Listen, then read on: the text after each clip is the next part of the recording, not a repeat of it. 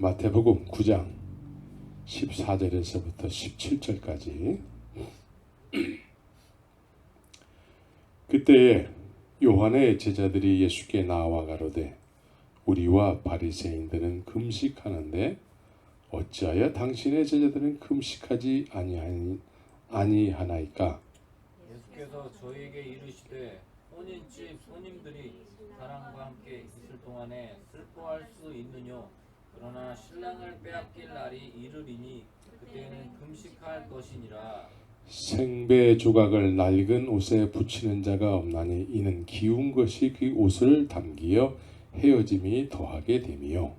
새 포도주를 낡은 가죽 부대에 넣지 아니하나니 그렇게 하면 부대가 터져 포도주도 쏟아지고 부대도 버리게 됩니다. 새 포도주는 새 부대에 넣어야 둘이 다 보존되느니라.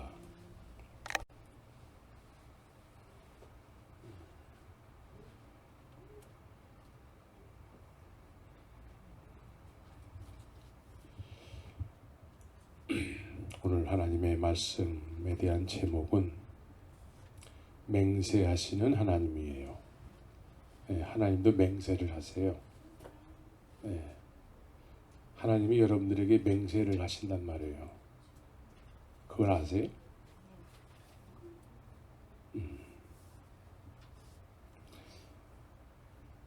맹세라는 말은 우리가 보통 쓸 때 어떤 경우에 사용하게 됩니까? 맹세. 맹세. 그러니까 반드시 지켜야 될 어떤 상황이 됐을 때에 너 맹세할 수 있어? 네가 그 약속을 반드시 지킬 수 있어? 맹세할 수 있어? 이럴 때 쓰게 되는 말이죠. 그래서 반드시 지켜야 된다라고 했을 때 그것을 확인하기 위해서 쓰는 말이 맹세예요.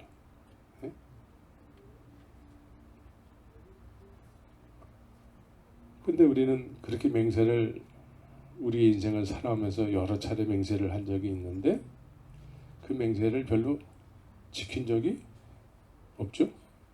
예를 들어서 이제 정월 초하루가 되면은 성도들이 이제 내가 성경을 한번 읽어봐야지 맹세를 한단 말이에요. 자기 자신한테 맹세하고 또 주님 앞에 맹세하고 맹세를 그렇게 많이 해. 정월 초하루 되면은 온 세계에 맹세라는 단어가 정월 초하루에 제일 많이 쓰여져요. 내가 정월 초하루서부터는 담배를 안 필 거야. 뭐 술을 안 마실 거야. 뭐 도박을 안 할 거야. 뭐 이런 내가 맹세해. 그런데 우리가 또 흔히 쓰는 말이 있어요.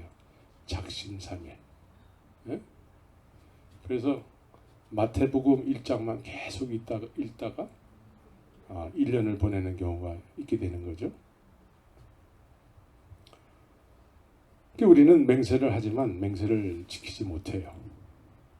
왜냐하면 우리는 죄인이기 때문에 우리가 원하는 삶을 살고자 하는 그런 강력한 의지가 있단 말이에요.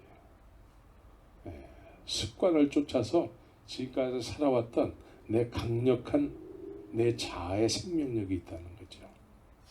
그래서 내가 아무리 맹세할지라도 그게 잘 안 지켜져.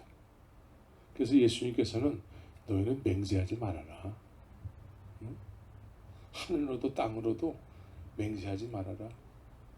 주님께서 그렇게 말씀하셨어요. 그냥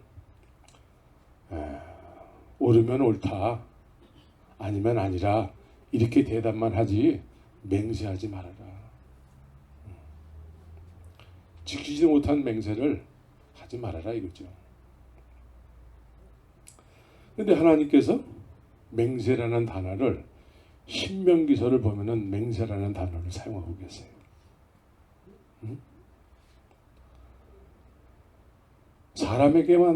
사람들이 보통 쓰는 단어인 줄 알았는데 하나님도 맹세라는 단어를 사용하신단 말이에요.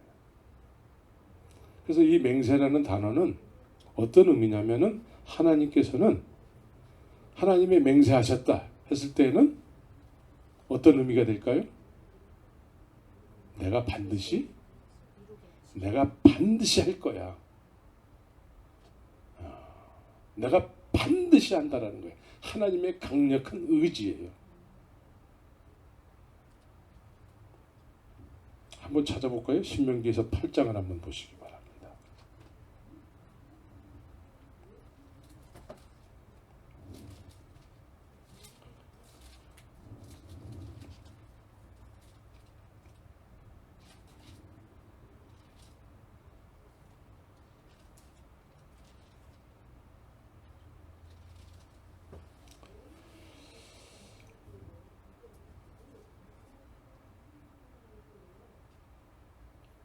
팔장 1절을 같이 한번 읽겠습니다. 시작.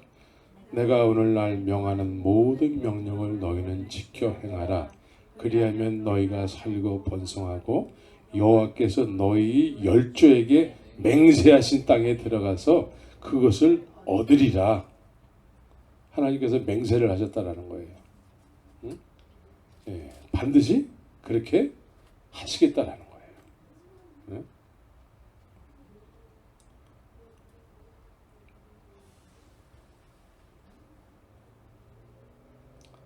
그래서 하나님께서는 맹세를 하셨는데 일방적으로 맹세를 하셨어요. 네? 일방적으로. 누가 이거를 좀 해주세요 뭐 이렇게 해가지고 사람의 요구에 의해서 맹세를 하신 것이 아니에요. 사람의 요구에 의해서 약속을 하신 것이 아니에요. 하나님의 일방적인 어떤 약속과 일방적인 맹세야 그냥. 일방적인 맹세. 그래서 그 맹세가 이루어질 때까지 그 일방적인 맹세를 받은 사람들은 그 맹세가 이루어질 때까지 길을 가는 인생을 살았어요. 길을 갔단 말이에요. 길. 그래서 예수님께서는 내가 곧 길이요 진리요 생명이다. 나로 말미암지 않고는 하나님께로 올 자가 없느니라. 예수님이 또 길이라고 말씀하신단 말이에요. 그런데 하나님께서는 맹세를 하셨는데 그 맹세가 이루어질 때까지 바로 그 맹세를 이루어 주시지 않으시고 맹세가 이루어질 때까지 너는 네가 살던 곳에서 떠나서 내가 지시할 땅으로 가라. 내가 맹세를 이룰 그 땅으로 가라. 라고 말씀하셨다라는 거예요.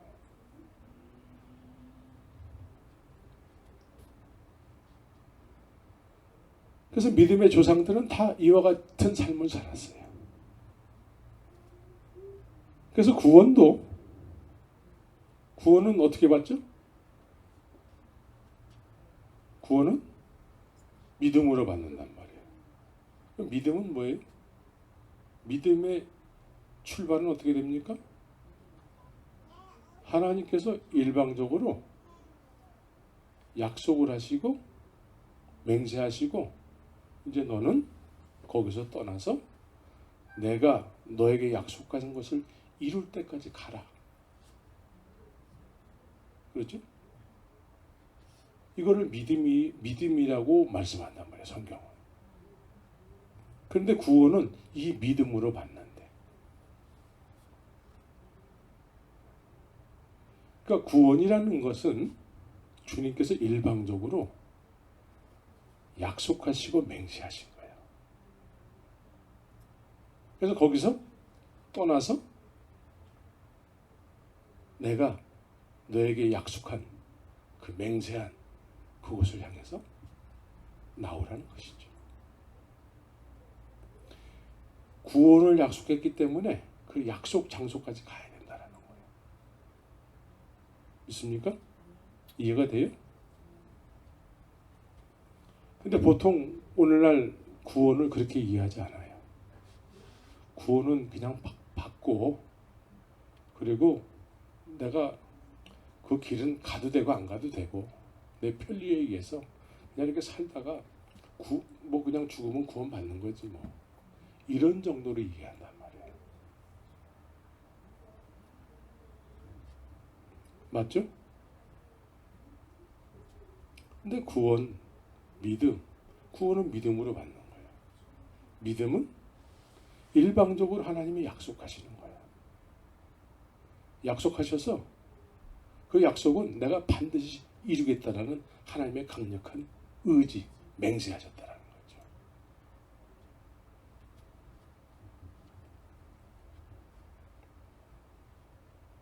그래서 구원의 시작은 회개로부터 시작되는 것이죠. 회개. 회개의 의미는 첫 번째로 내가 구원받아야 될 존재라는 것을 알고 느끼는 거예요.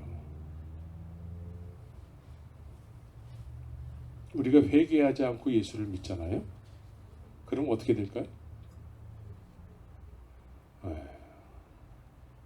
어느 한 사람이 있는데 이 사람이 아주 상식 없이 행동을 해요. 어떤 사람이 상식 없이 막 행동을 해서 어떤 사람을 막 비방하고 욕을 하고 막 그래요. 그 사람이 특별히 잘못한 게 없는데도. 근데 이 사람은 그렇게 피해를 받는데 같은 곳에서 살기 때문에 난 더 이상 피곤하게 살고 싶지 않아. 그래서 그 막무가내로 막 행동하는 사람을 그냥 받아줬단 말이에요.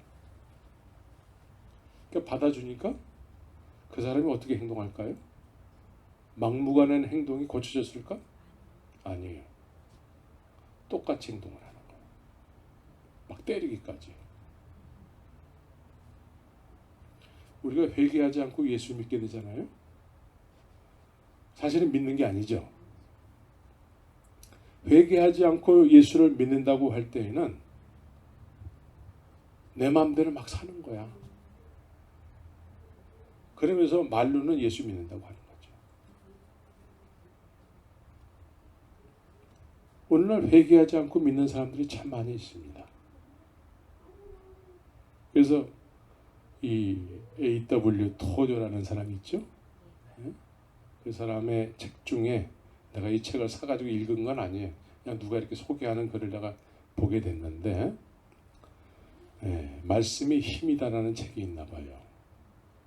이 책에 보니까 이런 글들이 쓰여져 있더라고요. 이상하네. 저렇게 기도도 많이 하고 성경도 많이 보는데 왜 삶이 바뀌지 않을까? 심술궂고 교만하고 나는 어떤 그리스도인들이 왜 교회에 나오는지, 왜 기도회에 참석하는지 이해가 되지 않을 때가 있다. 그들은 다른 이들에게 기도 부탁을 하고 성경을 가지고 다니며 읽고 정통 교리를 사모하고 진리를 옹호한다. 하지만 이 세상에서 가장 불평이 많고 저급하고 심술궂고 까다롭다. 그들은 진리를 알고 성경 구조를 정확히 암송하지만 그들의 삶이 그들의 삶을 바꾸지 못한다. 그들에게는 진실성도 없고 믿음도 없다. 그러면서도 이 세상에서 가장 경건한 사람들처럼 행세한다. 그들은 자기들이 늘 설교나 강론을 듣는다고 주장하지만 그들에겐 겸손을 찾아볼 수가 없다. 회개하지 않고 예수를 믿는다고 하게 되면은 오래 예배당은 다녔을지 몰라도 아는 건 많을지 몰라도 삶이 변화가 없어요.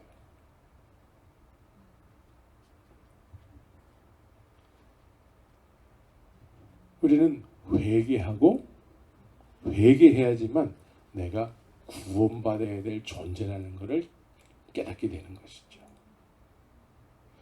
출발점이 이것이 출발이 아니면은 아무리 오랫동안 믿는다 할지라도 그 믿음은 헛믿음이 되는 거예요. 우리는 믿는다고 할지 몰라도 하나님께서는 나는 너를 몰라 이렇게 말씀하실 수 있다는 거죠. 그래서 믿음의 출발점은 회개로부터 시작하는 거예요. 회개하라 천국이 가까우나이라. 하나님께서는 일방적으로 이렇게 약속을 하시고 맹세를 하셨단 말이죠. 목적이 뭐가 있을까요? 하나님께서 우리에게 일방적으로 약속하시고 맹세하신 목적이 뭐가 있을까요? 목적 없이 그냥 그렇게 하실까요? 목적이 뭐가 있을까요? 하나님도 두려움을 느낀다는 거 아세요?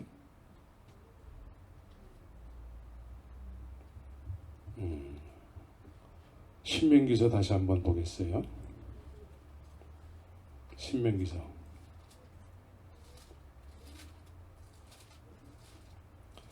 하나님께서 모세의 입술을 통해서 이렇게 얘기를 하세요.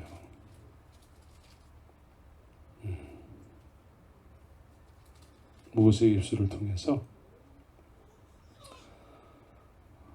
신명기 8장 14절 같이 한번 읽겠습니다. 시작. 두렵건대 내 마음이 교만하여 내 하나님 여호와를 잃어버릴까 하노라. 여호와는 너를 애굽 땅 종되었던 집에서 이끌어내시고, 여기서 두렵건대 모세의 입술을 통해서 지금 주님께서 말씀하는 것이죠. 하나님을 잃어버리는 것을 두려워하신대 하나님께서. 17절을 한번 또 읽겠습니다. 시작. 또 두렵건대 네가 마음에 이르기를 내 능과 내 손의 힘으로 내가 이 재물을 얻었다 할까 하노라. 하나님께서 은혜를 베풀어 주셔서 모든 것을 소유하게 하셨는데, 그런데 자기들의 힘으로 그거를 소유했다고 할까봐 그것을 하나님이 두려워하신대요. 하나님은 맹세도 하시고 또 두려움도 느끼신다.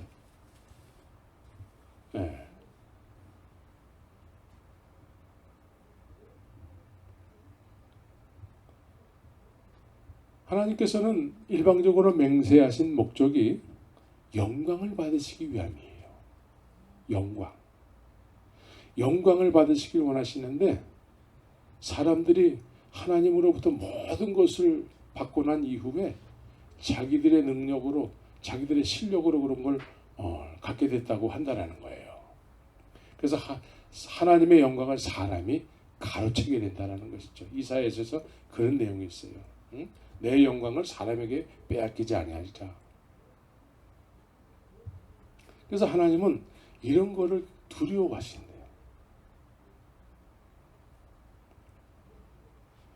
그래서 하나님께서는 일방적으로 약속하시고 맹세하셨는데 그 목적이 영광을 받기 위함이라는 것이죠. 그러면 이 구약 시대의 이스라엘 백성들에게만 맹세하셨을까? 하나님께서 강력하게 내가 너에게 이런 일을 이룰 거야. 내가 약속한다. 내가 너에게 단연코 약속할 거야. 내가 맹세해. 내가 너에게 이런 일을 이룰 거야. 여러분들에게는 있습니까?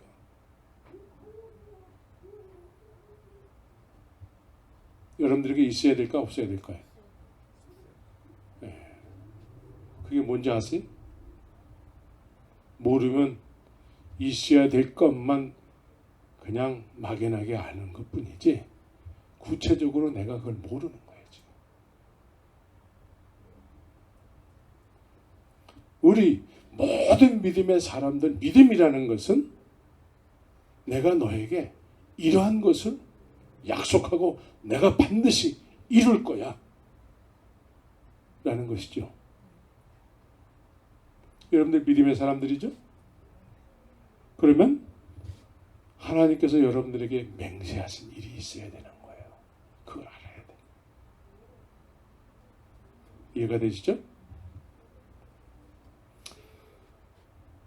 해가 거듭될수록 우리의 믿음이 좀 더 분명함을 요구한단 말이에요. 과거에는 오늘 주일날 됐으니까 교회 갔다 왔으니까 됐지 뭐. 이제는 그것이 잘 안 되죠. 이제 예? 교회 갔다 와가지고도 뭔가 부담이 되죠. 예, 부담이 돼야 돼.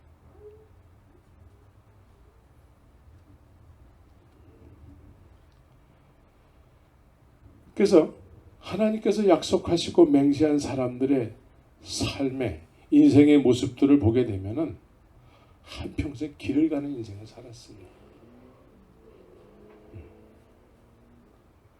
이루어질 때까지 그 길을 가는 거야. 이루어질 때까지. 그래서 그 길은 그냥 가지는 길이 아니에요. 아유, 내가 가고 싶다고 해서 가지는 것 길도 아니야. 네, 그 길을 가는 사람들은 그 길이 진리로 여겨져야 돼요. 진리로 여겨지지 않으면은 그 길을 아무리 그 길을 안다 할지라도 갈 수가 없어요. 왜? 그 길을 가야만 하는 그런 가치로 느껴지지 않기 때문에 그래요. 그 좁은 길을 왜 가야 돼? 그 좁은 길을 가야만 하는 그 가치로 느껴져야 돼. 그래서 진리의 길이라고 얘기하는 거예요. 진리로 느껴져야 돼. 진리로. 응? 진리로 느껴지지 않으면 아무리 뭐 예수님은 길이요 진리요 생명이다. 아무리 이 말씀을 암송하고 막 사람들한테 얘기할지라도 그 길이 안 가지는데 뭐 갈 수가 없어요.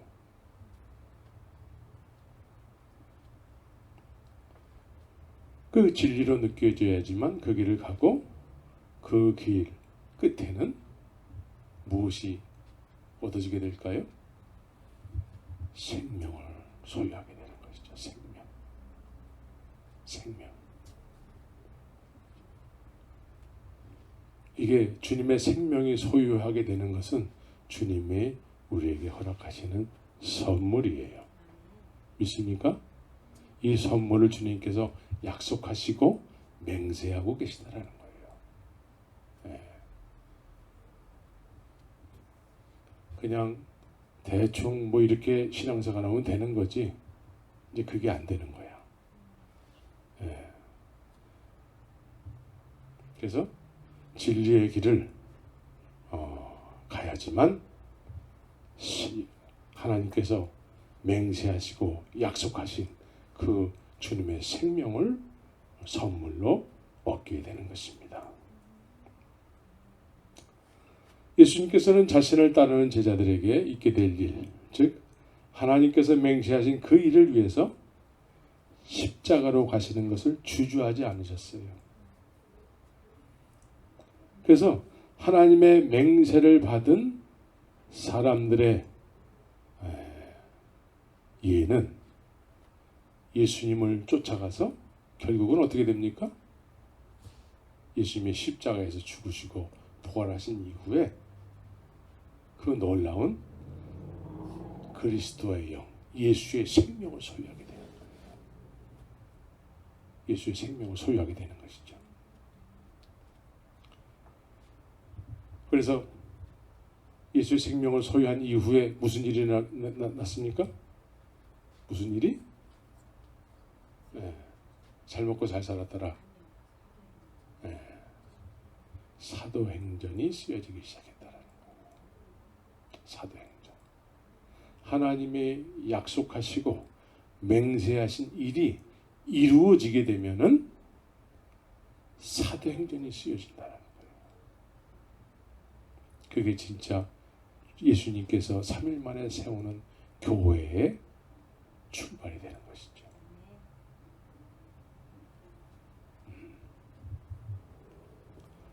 그래서 믿음의 사람들을 보게 되면은 하나님의 맹세를 받은 사람 중에 제일 첫 번째로 여겨지는 사람이 어떤 사람이 있을까요? 아브라함이라는 사람이 있잖아요. 아브라함이 처음서부터 하나님을 알았을까요?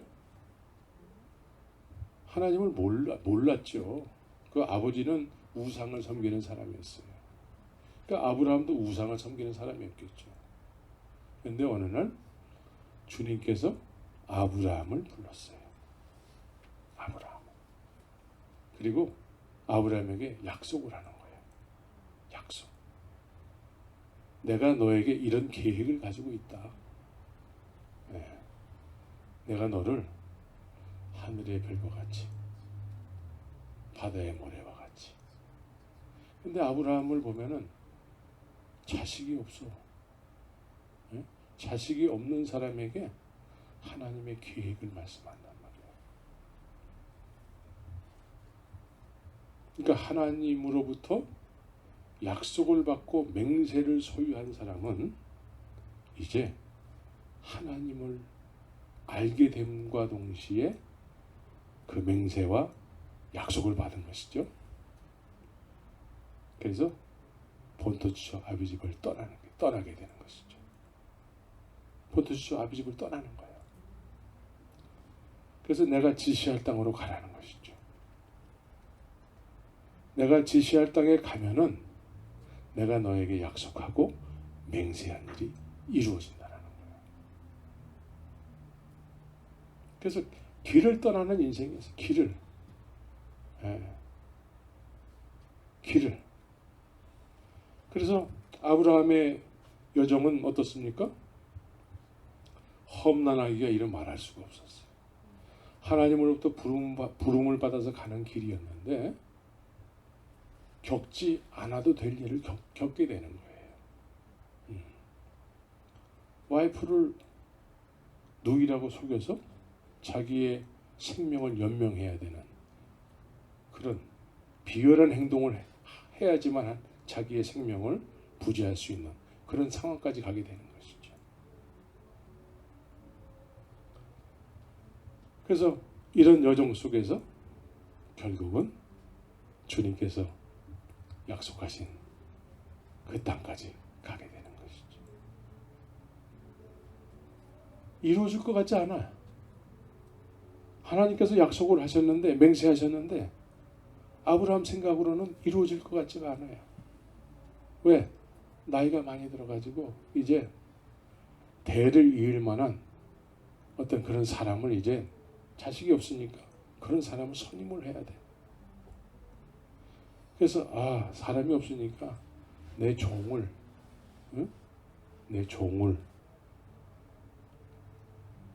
이름이 뭐죠? 다메섹 엘리에셀 엘리에셀이죠. 이 종을 이제 자기 후계자로 세워야 되는 거예요. 그러니까 아브라함 생각으로는 하나님이 약속하시고 맹세하신 일을 내가 이루어야 되는 거구나 이렇게 생각했다라는 거예요. 내가 이루어야 되는구나. 그런데 아니야. 그러니까 이제는 사라가 이제 바톤을 이어받게 되는 것이죠. 자식이 없으니까 나는 이제 나이가 자꾸 들어가고 자식을 못 낳으니까 저 애를 잘나게 생긴 저 하갈을 사용하소서. 당신이 조금 그래도 힘이 조금 남아있을 때 자식을 낳아서 하나님의 어떤 약속을 당신이 이루시옵소서. 이렇게 되는 거죠. 그래서 실제로 이스마엘을 낳게 되는 것이죠. 그런데 하나님께서는 아니라는 거예요. 반드시 사라를 통해서 아이를 낳게 하시겠다라는 것이죠. 그래서 우리의 힘으로는 전혀 이룰 수 없는 환경까지 가는 거예요. 그런데 하나님은 약속하시고 맹세하신 일이야. 근데 우리는 전혀 우리가 이루었다고 할 수 없는 어떤 꼭지점까지 가는 것이죠. 제로가 되는 거예요. 제로가. 그래서 100세와 90세 그때 비로소 하나님의 약속하시고 맹세하신 일이 이루어지게 되는 것이죠. 이스라엘 백성들은 어땠습니까? 이스라엘 백성들에게 하나님께서 약속하시고 맹세하신 일이 뭐가 있어요? 네. 애굽에서 사는 사람들에게 하나님께서 약속을 하시고 맹세를 하세요. 이 일은 너네 조상들 아브라함과 이삭과 야곱에게 내가 반드시 그렇게 하겠다고 맹세한 일이라는 거예요. 믿습니까? 그래서 이스라엘 백성들에게 그 맹세하신 일을 이루시겠다는 거예요. 그래서 모세라는 사람을 통해서 이제 역시 길을 떠나게 되는 것이죠. 아브라함이 본토지쪽 아비집을 떠난 것처럼 이제 그들이 자고 태어나고 자란 곳 애굽, 아브라함에게는 본토지쪽 아비집 그곳이죠. 거기를 떠나게 하시는 것이죠. 모세를 통해서 그곳을 벗어나게 하시는 거예요. 길을 가게 하시는 거예요. 이때 길을 가는 데 있어서 그것이 진리의 길로 여겨지기 때문에 그 길을 가게 되는 것이죠. 하나님의 그 높고 위대하심을 막 보여주시잖아요. 막 기적과 이사가 막 일어나게 되잖아요. 그래서 이 사람들이 이게 진리의 길이구나 하고 떠나게 되는 것이죠. 그런데 이 사람들에게 이제 광야로 들어서게 했는데 이 광야로 들어선 사람들에게 이제 하나님께서 약속하신 땅, 맹세하신 땅, 그 땅을 한번 보여준 거죠. 그랬더니 그 땅을 본 사람들이 어떻게 생각을 했습니까? 이 사람들도 똑같아. 우리가 그 땅을 점령할 수 없다는 거예요. 하나님의 약속하시고 맹세하신 것을 자꾸 우리가 해야 된다고 생각을 하는 거예요. 그러니까 우리가 한다고 생각했으면 그것이 이룰 수가 없는 일이 되겠죠. 그죠? 그래서 밤새도록 철회하면서 울면서 하나님을 죽이는 하나님이라는 거예요. 우리를 죽이는 하나님. 그래서 오늘 본문에서는 하나님께서 이 약속하시고 맹세하신 그 일이 뭐가 될까요? 오늘 본문에서는 하나님께서 약속하시고 맹세하신 일이 뭐냐면 새 포도주를 담게 하겠다라는 거예요. 새 포도주. 새 포도주. 그런데 낡은 가죽 부대에는 담을 수가 없대요. 여기서 낡은 가죽 부대는 뭡니까? 여기서 낡은 가죽 부대는 광야에 나온 이스라엘 백성들과 같은 거예요. 하나님께서 약속하시고 맹세한 땅을 보여줬는데 그것을 담지를 못하는 거예요. 왜? 거듭나지 않았기 때문에 그렇습니다. 하나님의 이적과 기사를 체험하고 광야로 나왔지만 그 사람들은 여전히 태생이 애굽에서 태어난 사람들이에요. 죄인이 하나님의 은혜를 받은 거야. 거듭나지 못한 거야. 아직은 거듭나지 못한 죄인이 하나님의 약속하시고 맹세한 일을 보게 되잖아요. 그걸 수용을 못해요. 받을 수가 없어. 받게 되면 어떻게 됩니까? 이게 터져버리는 거예요. 터져버려요.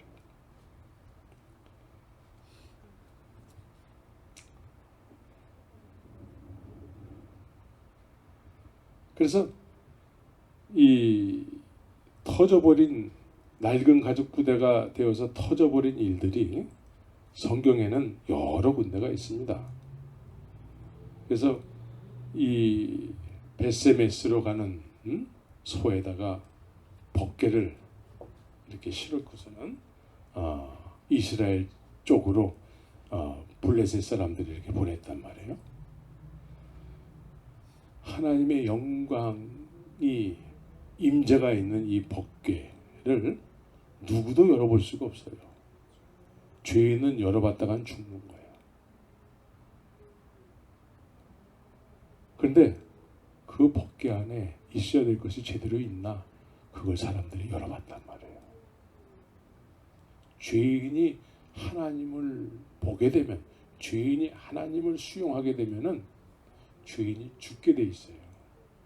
거룩하신 주님 앞에 우리 죄인은 고개를 들 수 없는 존재들이에요. 죽게 돼 있어요. 그래서 지성소와 성소 여기에 휘장이 이렇게 쳐져 있어요. 그 안에 들어가면은 죽어요. 제사장도 거기 들어갈 때 자기의 죄를 성결케 하는 제사를 지내고 들어가는 거예요. 죄인이 들어갔다가 죽는 거예요.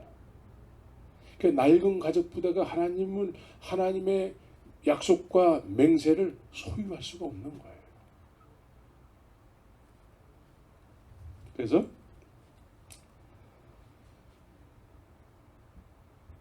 낡은 가죽 부대는 주님의 그 약속에 의한, 맹세에 의한 선물을 소유할 수가 없어요. 블레셋 사람들도 이제 법궤를 뺏었다고 막 좋아했어요. 그때 당시에 이스라엘 백성들은 전쟁을 나갈 때 이 법궤를 메고 나갔단 말이에요. 법궤를 메고 나가야지만 승리할 수 있었어요.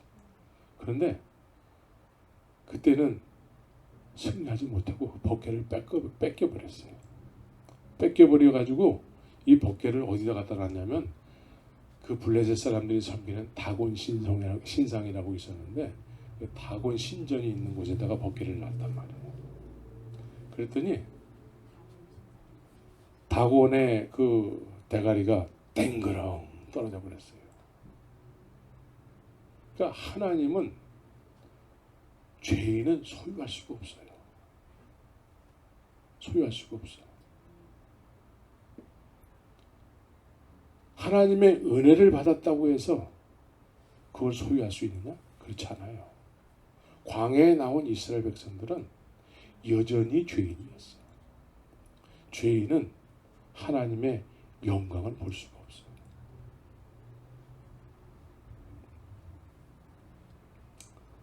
그래서 이 법궤를 열어봤다가 이스라엘 백성들이 거기서 5만 70명이 순식간에 죽어버렸어요. 순식간에. 하나님의 약속에 의한 그 맹세는 우리가 새로워져야지만 그것을 선물로 받게 되는 거예요.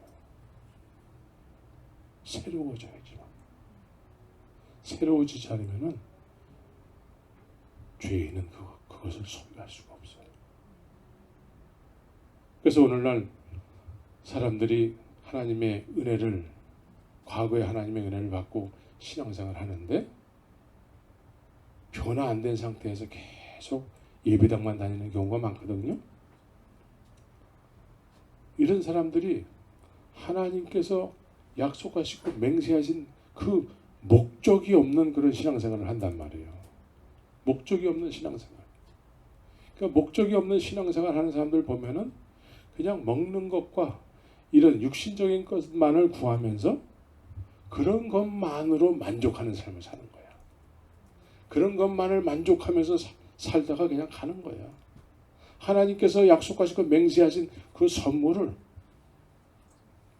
전혀 받으려고 하지도 않고 그게 있는지도 모르고 그냥 이 땅에서 그냥 뭘 먹을까 뭘 마실까 만나와 매출하기만 있으면 우리 만족해요. 이러고 40년을 살았던 사람들처럼 그런 모습으로 살아가는 거야.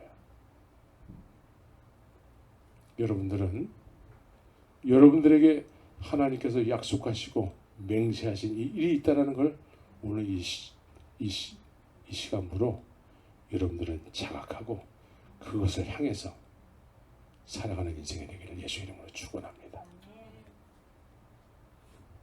우리의 인생 가운데 많은 믿음의 선진들은 그 약속하시고 하나님께서 약속하시고 맹세하신 그 영광을 소유한 채 인생 마무리를 했다라는 것이죠. 근데 오늘날은 그런 것이 있다는 것조차도 알려고 하지도 않고 그냥 교회만 다니게 되는 것이죠. 오늘날 교회의 모습은 어떻습니까? 이스라엘 백성들이 광야에 나왔어요. 하나님의 은혜로, 보통 은혜가 아니고 홍해가 갈라지는 은혜를 받고 반 속에서 물이 나오고 만나와 메추라기를 먹고 이런 하나님의 은혜를 충만히 받는 상태에서 이 사람들이 모세가 사라지니까 무슨 일을 했습니까? 자기들의 금가락지를 빼가지고 자기들의 그 주머니에서 돈을 각출해가지고 우리가 원하는 하나님을 만들자는 거예요. 우리가 원하는 하나님. 하나님이 출애굽 시켰잖아요. 그런데 금송아지를 만들어 놓고 이 금송아지가 우리를 출애굽시킨 하나님이라는 거예요. 하나님은 하나님인데 우리가 원하는 하나님을 만들어 놓고 하나님을 섬긴다라는 거예요. 오늘날 이게 뭐가 될까요? 우리의 힘으로 우리의 돈을 각출해 가지고 우리의 헌금으로 뭘 만들까요? 그래서 우리가 원하는 하나님을 믿는 거예요. 많은 경우에 우리가 원하는 하나님은 어떤 하나님이죠? 예배당 안에만 계신 하나님이야. 그래서 예배당 안에서는 거룩해. 예배당 안에서는. 예배당 바깥으로 나오면 이제 내가 원하는 삶을 사는 거죠. 이건 우리가 원하는 하나님이야. 진짜 하나님이 아니에요. 우리의 힘으로 만들어 놓은 이 예배당 안에 거하시는 하나님.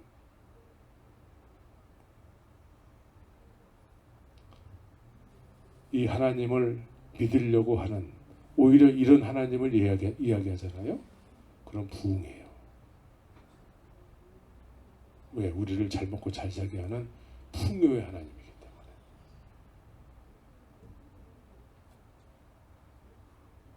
오늘날 예배는 어떻습니까? 예배. 설교는 몇 분 해야 되지 정상적이라고 생각하죠?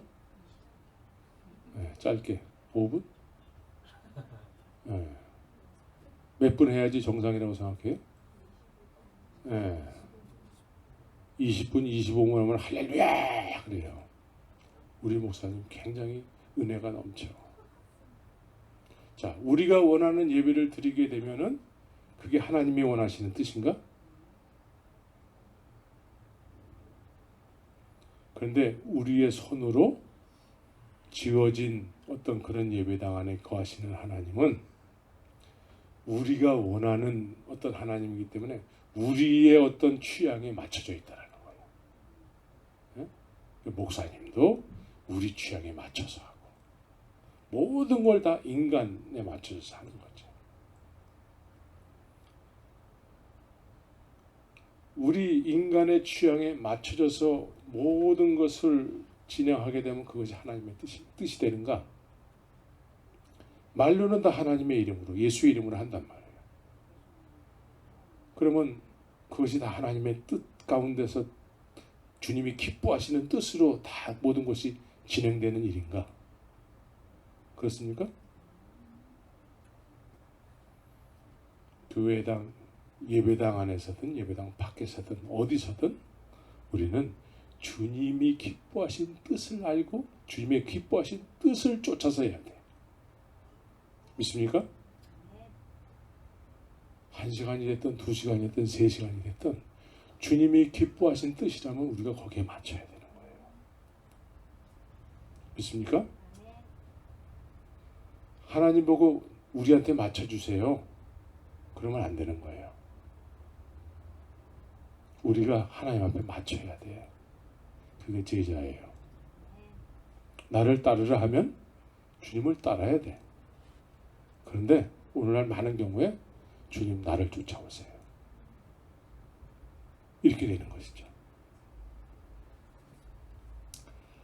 그러니까 주님 보고 우리를 쫓아오고 또 우리가 원하는 모든 것을 함으로 인해서 주님이 기뻐하시는 뜻이라고 할 때에는 주님이 약속하시고 맹세한 일이 없어요. 거기는.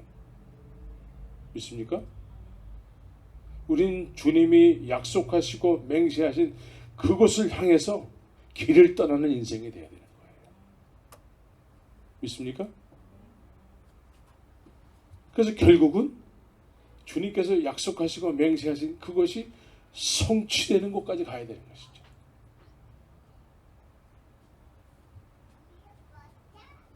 예수님께서는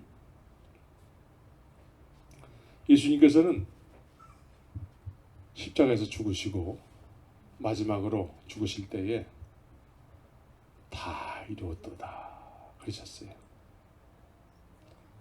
마지막 기진에서 하시는 말씀이 다 이루었도다. 고통 가운데서도 다 이루셨기 때문에 그 다 이루신 그 안에는 이제 당신 자신을 쫓는 자들에게 있게 될 일에 대해서 기뻐하심이 있는 거예요. 예수님께서 십자가에서 죽으셨을 때에는 그냥 죽으시는 걸로 끝나는 것이 아니죠. 죽으심으로 인해서 자신을 따르던 사람들에게 임하게 될 하나님의 약속, 하나님의 맹세하신 그 약속, 그것이 이루어지게 된다는 것이죠. 믿습니까? 근데 주님은 마지막으로 고통 가운데서도 그런 일들이 기쁘신 것이죠. 주님의 십자가에서 죽으심은 우리에게 내가 죽음으로 인해서 너희들에게 있게 될 그 일, 그걸 우리가 선물로 받아야 되잖아요. 이해가 되죠? 그 선물을 받은 것 같아요?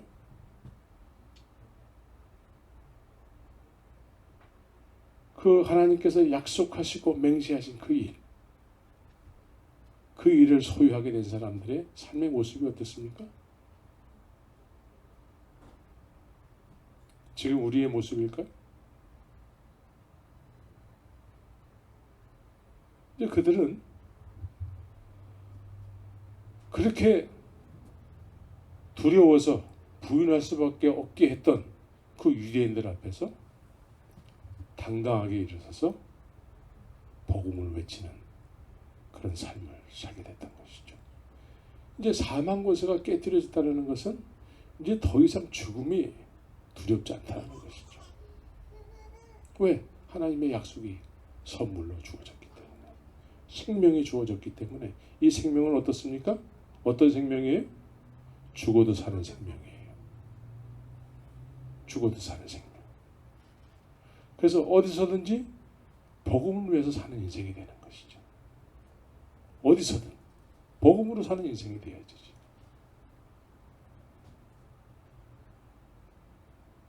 그게 하나님이 약속하시고 맹세한 일을 선물로 소유한 사람들의 삶의 모습이에요. 그래야 되겠죠? 근데 우리의 모습은 지금 너무나 초라해요.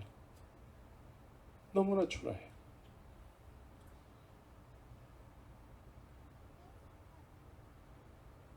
우리는 그 여정 속에 있다라는 어떤, 내가 그 여정 속에 있다라는 이 사실만이라도 우리가 알고 있어야 돼요.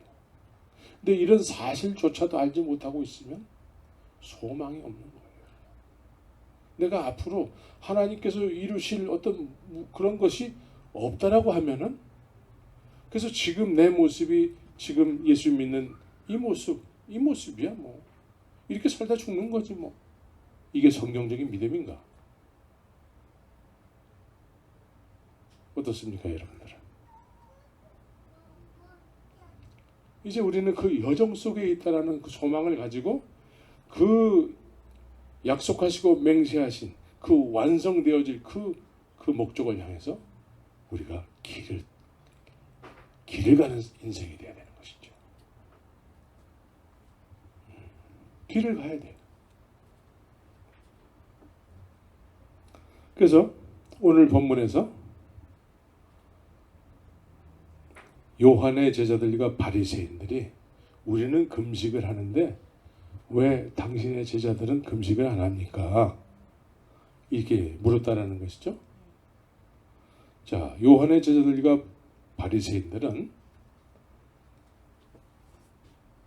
그냥 장로들의 유전과 전통을 쫓아서 그냥 금식을 하는 거예요. 그냥 과거에 구약적 전통과 장로들의 유전을 쫓아서 금식을 하는 거야. 이게 낡은 가족 부대라는 것이죠. 목적이 없는 금식이야. 그러니까 당연히 금식을 해야 되는데 왜 당신들은 금식을 안 하느냐 이거예요. 그러니까 예수님께서는 뭐라고 말씀하시냐면 혼인집 손님들이 신랑과 함께 있을 때 동안에 슬퍼할 수 있느냐. 지금 예수님과 함께하는 사람들은 신랑과 함께하는 사람들이라는 거예요. 신랑과. 그런데 낡은 가족 부대들은 신랑 대신 예수님과 함께하지 않아요. 신랑 대신 예수님을 알아보지도 못해. 그냥 전통을 쫓아서 그냥 예배만 드리는 사람들이야. 응? 그런데 예수님께서 또 이런 말씀을 하세요. 신랑을 잃을 때가 오나니 그때에는 너희가 금식을 해야 된다. 그러니까 여러분들이 예수님과 동행하고 있다면 금식할 이유가 없는 것이죠. 그런데 이제 예수님을 빼앗길 날이 온다는 거예요. 예수님을 빼앗긴다는 의미는 뭐예요? 십자가에서 주님이 이제 죽으신다라는 거예요. 그때는 너희가 금식을 해야 된다라는 거예요. 왜냐하면 주님을 다시 되찾기 위해서 주님을 다시 되찾아야 된다는 거예요. 부활의 주님께서 다시 우리에게 오신다는 것이죠. 그래서 이제 비로소 아버지께서 너에게 약속하신 것이 있다는 거예요. 그것을 소유하기 위해서 전혀 기도에 힘써야 된다는 거예요. 금식도 하고 그 일을 위해서. 그 일을 위해서 금식을 해야 된다는 것이죠. 그래서 새 포도주는 이제 주님께서 십자가에서 죽으시고 부활하셔서 그 예수님을 따르던 사람들 있지 않습니까? 제자들.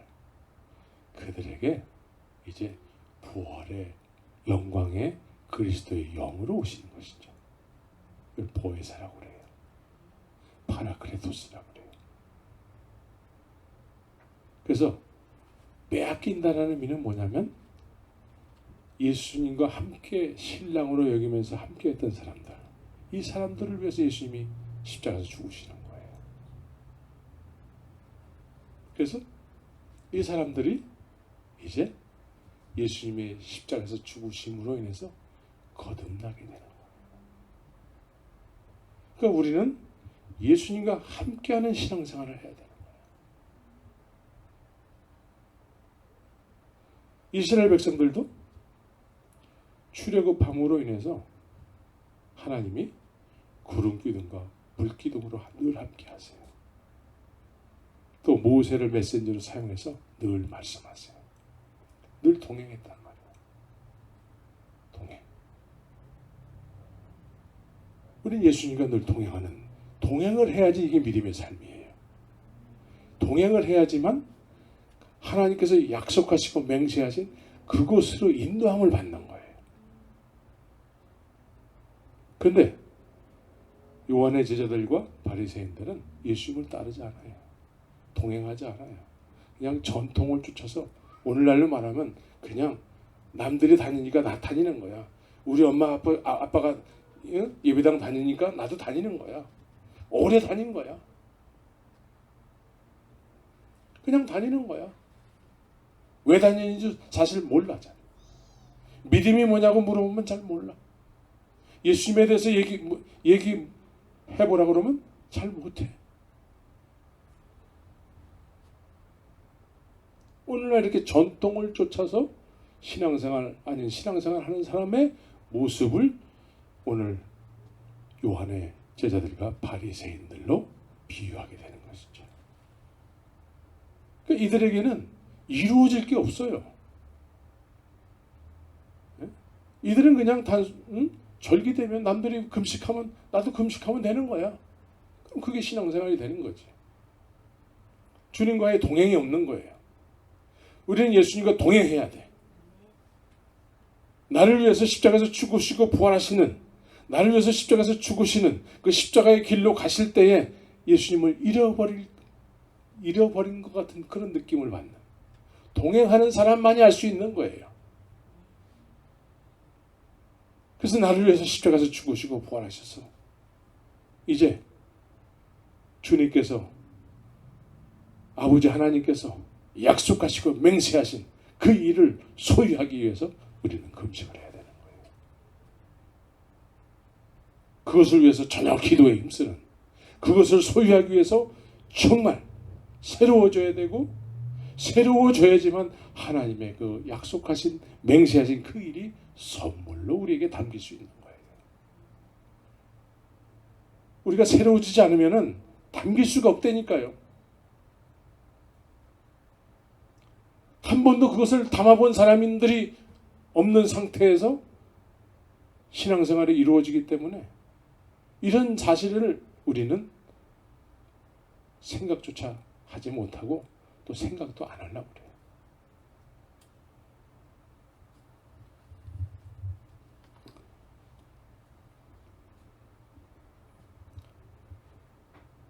주님은 십자가로 가실 때에 주님께서 마지막 피 한 방울 흘리실 때까지 내가 이제 죽음으로 인해서 내가 사랑하는 자기 사람들을 끝까지 사랑하신다고 하신 그 주님께서 그 자기 사람들에게 임하게 될 하나님의 약속하신, 그들이 그 약속하신 하나님의 그 맹세하신 그 일을 소유해서 기뻐하고 또 그것을 소유함으로 인해서 있게 될 그 놀라운 영광, 그것을 바라보면서 주님은 기꺼이 십자가로 가시는 것이죠.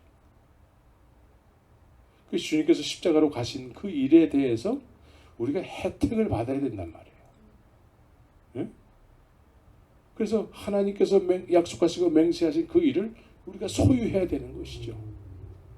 믿습니까? 근데 이런 것조차도, 있다라는 것조차도 모르고 이러고 산다고 하면 우리가 바로 바리새인이 되는 거예요. 우리가 바로 바리새인.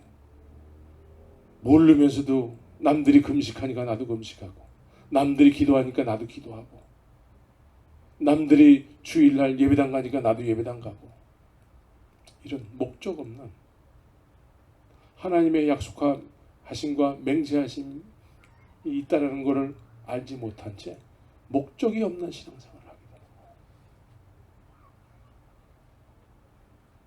거예요. 여기서 우리는 빨리 탈출해야 돼요.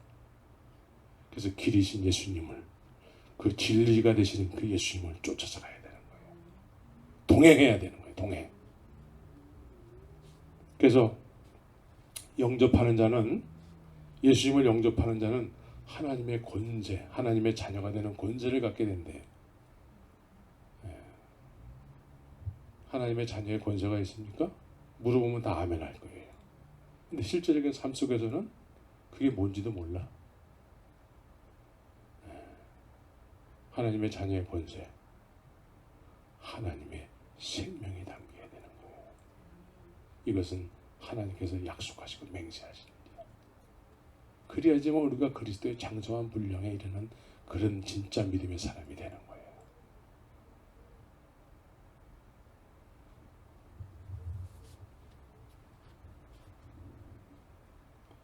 그래서 하나님께서 약속하시고 맹세하신 일이 이스라엘 백성들에게는 가나안 땅에 들어가는 거예요. 가나안 땅에 들어가는 것은 이제 주님이 그 땅에 이스라엘 백성들이 들어가서 모든 것을 정복하고 소유할 때 주님께서 영광을 받으신다라는 거예요. 이 사람들은 다른 민족보다 많아서도 아니고 강해서도 아니고 그냥 이 사람들은 주님께서 명하신 율법과 율례와 규례를 따라서 주님을 믿는 믿음으로 산 것밖에 없는데 하나님께서 약속하신 것을 막 이들에게 막 더했다라는 것이죠. 이스라엘 백성들은 복받은 민족이에요. 하나님께서 이렇게 약속하신 것은 패하여지지를 않아요. 그래서 1967년도인가 3일 전쟁인가 6일 전쟁인가 있었어요. 이스라엘하고 중동 연합국하고 전쟁을 하는데 거기에 놀라운 일들이 많이 있어요. 유튜브에 보면 나와요. 응?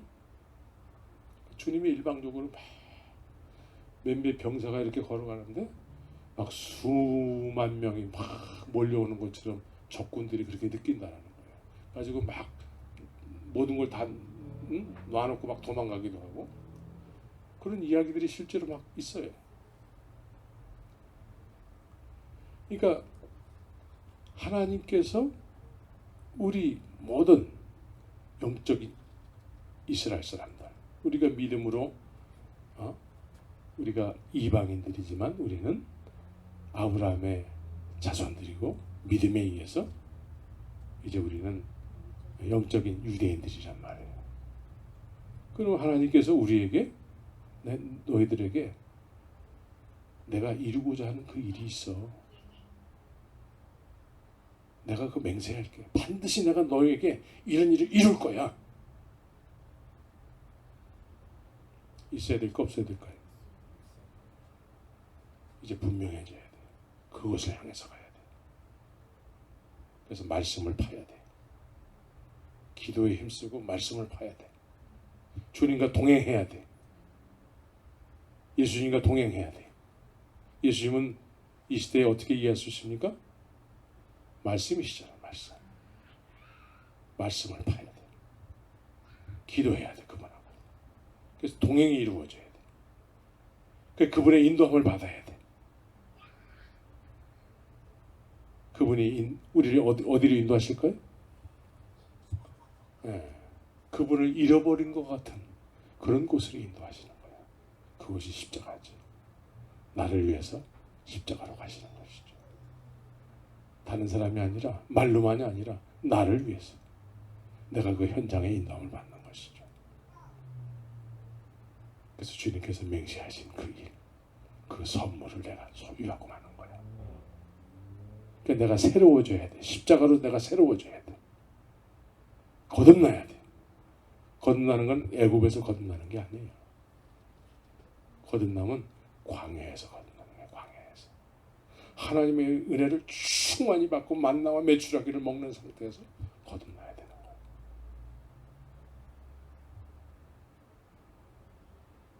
그런데 광야에서 생활하는 많은 이 시대에 예배당 다니고 직분 얻었다고 하는 많은 사람들이 이제 우리는 회개할 것이 없다라고 생각하는 것이죠. 왜? 직분 얻었습니까? 내가 원하는 하나님이 예배당 안에 있으니까.